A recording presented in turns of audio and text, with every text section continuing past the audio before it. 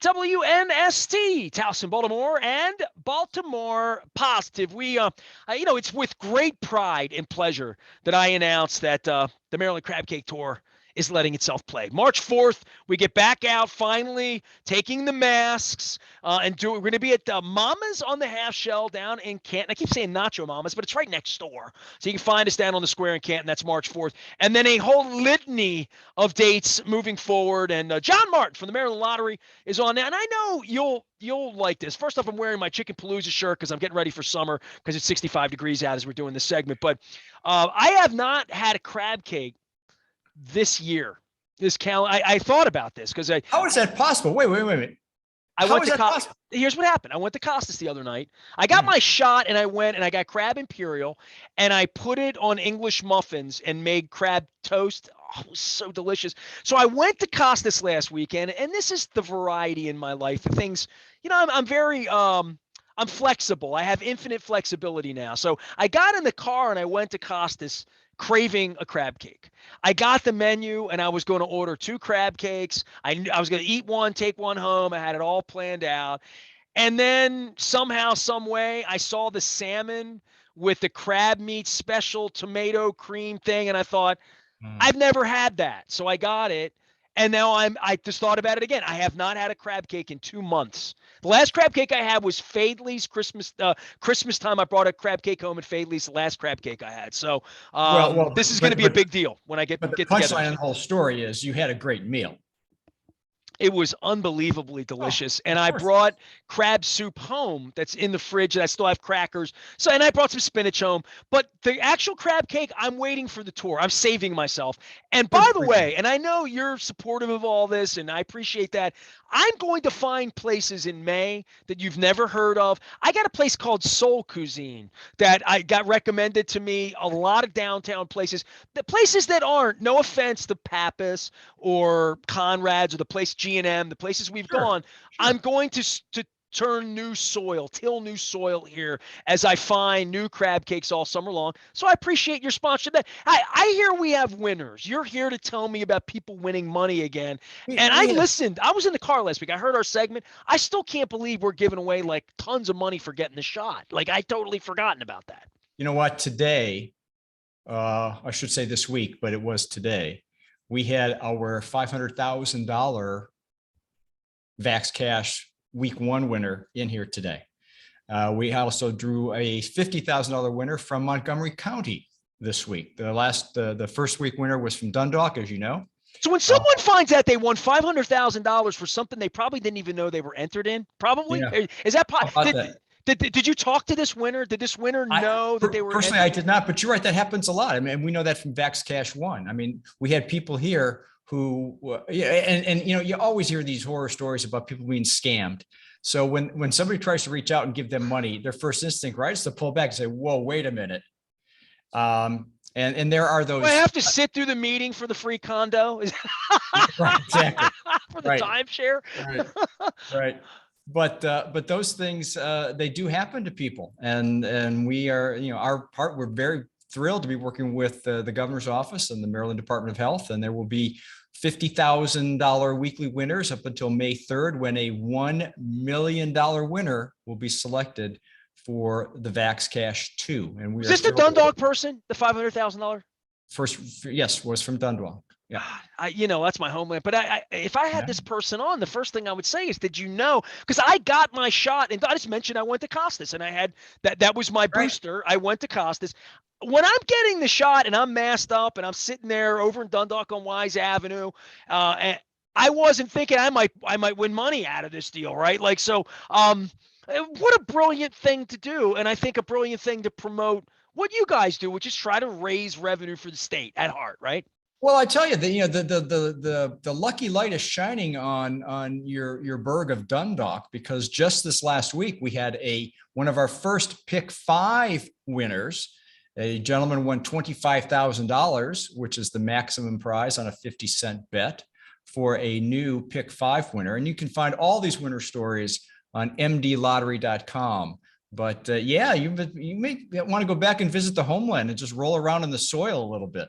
Well, I'm wearing my Chicken Palooza shirt, which is non-denominational for all Royal Farms. Although I will say, and they don't like it when I say this, I think the chicken tastes better on the Eastern Shore, but I tested that. But you can get it anywhere. But the Linthicum location apparently had a $1 million winner. You're giving real money away down there at the Maryland Lottery. Real money to real people. That's the beauty of it. And this week, Nestor, we introduced two exciting games, actually three exciting games we think are going to appeal to our scratch-off players. The first is our $2 Betty Boop ticket for I always $2. liked her. I always liked her. Oh, she speaks highly of you too. And every time I talk to her, she says, "How's Nestor doing?" Well, she's an intellectual. She, so top prize on the $2 ticket is $10,000. But we also launched this week our Gold Rush mini family, two games, a $10 top prize $250,000, and our $30 ticket top prize $2 million. So this Gold Rush paired ticket, the 10 and the 30, you'll see a lot of that in our in-store promotion and advertising along the way. But that's always a fun time of the year. We try to do that every February to kind of get people ready to get into springtime, winning lots and lots of money. So we hope that happens and people are looking for those tickets out in their retailer. Did you stop giving me Monopoly trivia questions because you thought I was cheating and look up the answers? I mean, because you stopped giving me the questions, but you're still playing the game, right? We are still playing the game hot and heavy because this last week we had the first of our second chance contest winners. Some lucky individual won, I believe it was over $65,000 on our second chance. Now here's how that works.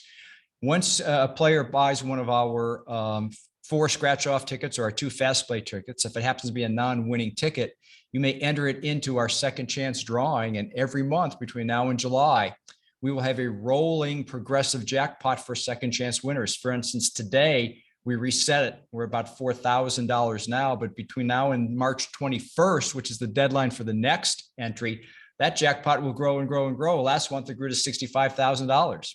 Can you call it a non-winning ticket when you get a second chance? Yeah, wow. you called it a non-winning ticket, and I'm like, well, yes, I can, because it initially has become a non-winning ticket, and then it's entered into. So it's maybe a rebirth ticket. How about rebirth? that? All right, yeah. Well, I mean, I always make fun of this and have a good time because I don't know that everybody knows, because I didn't know until I got to know you better and got involved. I really didn't know. I guess I didn't know how digital the game was, right? Like that you can check things online, you can tell if you won, your phone is active in all of this. The lottery has come a long way if you haven't played, right? If you don't know this, you better know you have a second chance. You better know there's a progressive sweepstakes involved here. You have to. I mean, the market pulls us into it, sometimes kicking and screaming, but pulls us into it. I mean, you talk about great partners like our friends at Royal Farms and Wise Markets. I mean, these stores all have forward-facing customer apps, and so people are doing everything on their phones. You have to be consistent with that. So we allow people a chance to check out all their games on their mobile devices, scan their winning tickets right there to know if they have in fact a winner or a non-winner, soon to be called a rebirth ticket. Some people don't even scratch them off. They just check the code and yeah. It's kind of like, not watching the game and just going to the last 2 minutes of it. Oh, it's like betting on the horse race and then not watching a race. It's part of the fun of doing it, right? It absolutely is part of the fun. Absolutely is. And that's what players tell us. They enjoy that. They enjoy the tactical feel, getting the schmutz on their hands as they scratch in their car or wherever they are. Looking to see if they happen to win on Carol told me that you have special scratchers. So when I get my next batch of scratch offs for the Maryland Crab Cake Throw, I'm gonna have little scratchers to make sure people don't have to use nickels and dimes and pennies, because some people don't have change. You know what I mean? Right. Some people don't have sense. You know what I'm saying? Yeah, or worse, the fork or spoon at their table setting. But you're right. We want to look for giving you other things. So when you engage people out on the Crab Cake Tour, which we're happy to sponsor with you, that you're able to provide a little more swag, a little more value for their attendance. All right, listen, we spent all of last year back and forth, casino, sports wagering. Will it open? Will it be open for the Super Bowl? You didn't bet your life on it, but you had good feelings, and then you had bad feelings, and then Swark, and then it happened, and everybody went and had a good time, and I went masked up. March Madness, we're like that would be the next. I don't know a sports friend that didn't aspire at one point to spend March Madness in Vegas. You know what I mean? To do that Thursday, Friday, Saturday, be there when all the games, or even the Sweet 16 weekend where there's a bunch of games as well. We're going to experience that for the first time. And I'll be talking about that all month, but I know that is probably number 2 behind Super Bowl weekend as far as how it will go for these 5 casinos. And I guess a good time to ask you now about whether other places are going to be open or whether maybe some places are even targeting March Madness as an opening time, because it seems to be a natural to me. Yeah, absolutely. You're right. If the Super Bowl is way up on top, and it is, a little bit below that is the March Madness activity. And at this point, I don't really see the other locations that are in the pipeline. And there are 3 off-track betting locations. Our friend Chris at Greenmount Station in Hampstead is one. Long Shots in Frederick is a second, and Riverboat down on the Colonial Beach, Virginia property on the banks of Potomac, where it I'll is. be down there in August eating crab cakes again. I'm going to find a better place this time, but you watch me. I'm going to find a Southern Maryland place. But I don't know that all 3 of those or any of those 3 are going to be ready for March Madness. And this week at our commission meeting, we will introduce yet a 4th entry. We will have qualified Bingo World, which is Maryland's largest bingo hall, and its facility partner, Rush Street Interactive. So they will now be in the hopper as well. And we'll have those 4, as well as others that are not quite that far yet, progressing. But I'm going to say, Nestor, in all fairness, I mean, I think the pace of play is going to slow down a little bit on these next wave of brick and mortar locations, after March Madness, and especially given the labor situation with Major League Baseball, there's going to be a little bit of a lull out in the sports wagering marketplace. But now is a great opportunity to engage people who consider as a business venture the possibility to get in there. I'm here to announce today that we have a website that will help them get more information. So if you are a small business, a minority-owned business, a women-owned business who think you may want to get into sports wagering from the business aspect of it, go to www.swarc.org, and you'll get plenty of information there on where we are in the process, information about how to go about looking at if this is a viable business opportunity for you. I'm going to share that with everybody right now who's watching out on the website. I just pulled it up here. Thank you. Uncle Larry's right on the front. There he is. All right. Boyd Rutherford. Nice work there. Right there you see on top, you don't need necessarily to click on it. There you go. But it would give you information about who are the members of the SWARC. These are public meetings. What are the information? This is a key page here, the documents and resources. So people can go to any of these and get information about the industry, and what they need to do is potentially a business partnering relationship. And we are encouraging all people to make themselves get informed, make a business decision, but a knowledgeable business decision. This is. Well, I know we talked about it last week a little bit. Like, I have a sports radio station and a website and a sports thing, and But what would I serve them? Where would they come? And we were talking about the entertainment part of, you can make a bet and that's great, but like, is it a business? And for the casinos, it's been their primary business all these years. Right. It shouldn't shock anybody that they know how to do it and have executed it, right? And I think it's what we were talking about, even in getting them open. It wasn't easy for them to not just have compliance, but to have a business. It's more than just compliance. It's like running a business. Oh, it absolutely is. And the key announcement this week is that information is now being filtered into the marketplace. People can make informed decisions. And if they choose to want to get in, there are vehicles there that they can make themselves known to us. We'll start to communicate with them. Behind the scenes, the regulatory process still has to go through its paces. Regulations have to be written. Applications have to be approved and vetted. And we're still aiming for the second half of this year. I'm still sticking to NFL season 2022 as a target for mobile wagering, but a lot's got to happen. But at least this is a first good step in the right direction to get information out into the hands of those men and women who need to make those decisions. Well, my wife's always wanted to go to Bingo World, so at least there's a free shout out for them. John Martin is here. He is the director of the Maryland Lottery and Gaming. We're letting ourselves play. Maryland Crab Cake Tour is getting back out on the road. I'm really looking forward to it. And also the guest list. The people the friends that I get to invite and sit down with. It's been a couple of months. We're elbow bumping. I went out to L.A. I even saw John Mayer this week, so I've been concerting a little bit. So I'm starting to 65 degrees. It's starting to smoke me out a little bit, get me out of the house here a little bit. So I hope to have a crab cake with you at some point during March or April, and we'll get you out as well. Anything else going on with Maryland Lottery? I mean, we got Monopoly out. I mean, I talk about it all the time. The machines, it's just so easy to play if you want to play.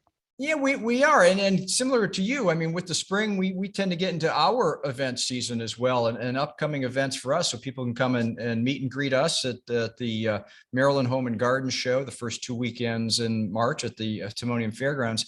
And I enjoy shows like that, not only meeting people and taking a tour or two in the booth when people stop by, but also the shows themselves. We got a backyard now. My wife's going to, when is this again? I used to do this with a sponsor and go out. I signed Purple Rains 20 years ago at Timonium. It's a wonderful event, but I lived in a condo. I never had a need for it. I tell you what, though, in living in a condo, my wife has found plenty of needs. So we are going to be in the bath remodeling section. Oh. No, I'm not the handy guy you are. No, I'm not handy at all.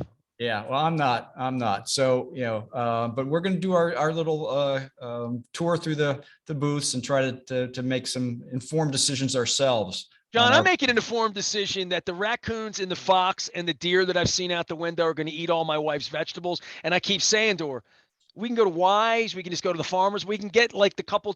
We don't. But my wife wants to grow tomatoes, and I'm like, well, if you want to feed the raccoons with it, have at it. And she's like, no, we'll get fencing and stuff. And I'm like, Maryland Home and Garden Show. That's what we need, right? Yeah. Well, stop by when you're there. Stop by the Maryland Lottery and Gaming booth. We'll be happy to talk to you further. All right. They're going to quiz me on Monopoly trivia or no? No, I think you've already shown your competency. We're going to save some other things for you down the road. You make me want to play Monopoly now. Like I want to get the dice out and put you in jail and tax you on Ventnor Avenue and all that kind of stuff. John Martin is here. He is the director of the Maryland Lottery and Gaming, and we love having him on every week. Let yourself play. Have a great week. Next week, crab cakes for all my friends down in Canton. How about that? Thank you, Nestor. Good to see you again, and we'll talk to you again next week. You got it. John Martin joining us here. We are covering all things Ravens. The combine underway. Eric DeCosta will be heard from next week, as will John Harbaugh, and getting ready for the draft and free agency. Luke is on the hill, making it all happen, and we're around. We're easy to find. I am Nestor. We are WNST, AM 1570, Towson, Baltimore. We never stop letting ourselves play and talk a little BaltimorePositive.com.